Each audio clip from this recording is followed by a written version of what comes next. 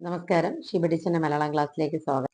കാലിക്കറ്റ് യൂണിവേഴ്സിറ്റിയുടെ BSc Malayalam semester 2 വിനിമയ മലയാളവും ശാസ്ത്രരചനയും എന്ന പുസ്തകത്തിലെ നിർമ്മിത ബുദ്ധിയുടെ കാലത്തെ ഭാഷാ സാങ്കേതിക വിദ്യ എന്ന പാഠത്തിലേക്ക് കടക്കാം.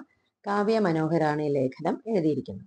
അപ്പം ഭാഷയുടെ ഉപയോഗത്തെ സാങ്കേതിക വിദ്യ കൈയടക്കുന്നൊരു ദൃശ്യമാണ് നമ്മളിപ്പോൾ കണ്ടുകൊണ്ടിരിക്കുന്നത്.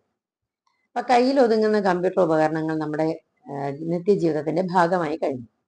ആപ്പിളിന്റെ സിരി, ആമസോണിന്റെ അലക്സ ഇതൊക്കെ നമ്മുടെ ഡിജിറ്റൽ അസിസ്റ്റന്റുകളായി സേവനം അനുഷ്ഠിക്കുകയാണ്. അപ്പൊ നമ്മൾ വാക്കുകൾ കൊണ്ട് ഒരു ഓർഡർ കൊടുത്താൽ മതി. ഭക്ഷണം ഓർഡർ ചെയ്യാനും ടിക്കറ്റ് ബുക്ക് ചെയ്യാനും മെയിൽ വെക്കാനും അലാറം അടിക്കാനും ഒക്കെ ഈ ഡിജിറ്റൽ സ്രോതസ്സുകൾ നമ്മൾ ഡിജിറ്റൽ അസിസ്റ്റന്റുകൾക്ക് കഴിയും. അപ്പം വളരെ കണിശമായ പ്രോഗ്രാമുകൾ വഴിയാണ് ഈ ഉപകരണങ്ങൾ പ്രവർത്തിക്കുന്നത്. ഇംഗ്ലീഷിൽ മാത്രമല്ല മറ്റുള്ള പ്രാദേശിക ഭാഷകളിലൂടെ ഈ നിർമ്മിത ബുദ്ധിയുള്ള ഉപകരണങ്ങൾ സജീവമായി വരികയാണ്.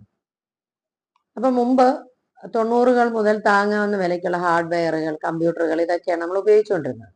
എന്നാൽ ഇന്ന് പ്രാദേശിക ഭാഷാ ശൈലികളെയൊക്കെ കുറെ കൂടെ ഉൾക്കൊള്ളാൻ കഴിയുന്ന രീതിയിലുള്ള കമ്പ്യൂട്ടർ ഉപകരണങ്ങളാണ് നമ്മൾ ഉപയോഗിക്കുന്നത്. മലയാളം പോലെയുള്ള സങ്കീർണമായ ലിപികളും അവയുടെ സവിശേഷതകളും വഴങ്ങാൻ കമ്പ്യൂട്ടർ സിസ്റ്റത്തിന് വളരെ സമയമെടുത്തു. അപ്പൊ ടൈപ്പ് ചെയ്യാനോ വായിക്കാൻ പറ്റുന്ന രീതിയിൽ ചിത്രീകരിക്കാനോ ഒന്നും ആദ്യകാലത്ത് കഴിഞ്ഞിരുന്നില്ല. പക്ഷെ ഇപ്പോൾ വളരെ വ്യക്തമായി മലയാളത്തിൽ നൽകുന്ന നിർദ്ദേശങ്ങൾ അസിസ്റ്റന്റുകൾക്ക് തിരിച്ചറിയാൻ കഴിയും. അപ്പൊ യൂണിക്കോഡ് വന്നതോടുകൂടി ലോകഭാഷകളിലെ ലിപി വൈവിധ്യങ്ങളെ മുഴുവൻ ഉൾക്കൊള്ളാനുള്ള ഒരു സാങ്കേതിക വിദ്യ കമ്പ്യൂട്ടറുകൾക്ക് കൈവന്നു. വിപണി സാധ്യത പിൻപറ്റിയാണ് സോഫ്റ്റ്വെയറുകളുടെ ഭാഷാ പിന്തുണ മെച്ചപ്പെട്ടിട്ടുള്ളത്. അപ്പോൾ ഉപയോക്താക്കൾ കുറവുള്ള മലയാളം പോലെ ഉള്ള ഒരു ഭാഷയ്ക്ക് വേണ്ടി ഒരുപാട് സമയം ചെലവഴിക്കാനും പറ്റില്ലല്ലോ. അപ്പൊ ദീർഘകാലം വിപണിയിലുണ്ടായിരുന്ന വിൻഡോ XPയിൽ മലയാളം ഫോണ്ടും ചിത്രീകരണവും ഒക്കെ വളരെ ബുദ്ധിമുട്ടായിരുന്നു. അപ്പൊ ഒടിയ ഭാഷയ്ക്ക് ഒരു ഫോണ്ട് വിൻഡോസിൽ കിട്ടാൻ 2012 വരെ കാത്തിരിക്കേണ്ടി വന്നു. അപ്പൊ ആർക്കും വായിച്ച് മനസ്സിലാക്കാവുന്ന രീതിയിലുള്ള ഒരു ഭാഷാ സംവിധാനത്തിലേക്ക് മാറേണ്ട ആവശ്യകത മനസ്സിലാക്കി ഒരു സ്വതന്ത്ര സോഫ്റ്റ്വെയർ രൂപപ്പെടുത്തുകയാണ് ചെയ്തത്. അങ്ങനെ സ്വതന്ത്ര മലയാളം കമ്പ്യൂട്ടിംഗ് എന്ന സിസ്റ്റം വന്നു.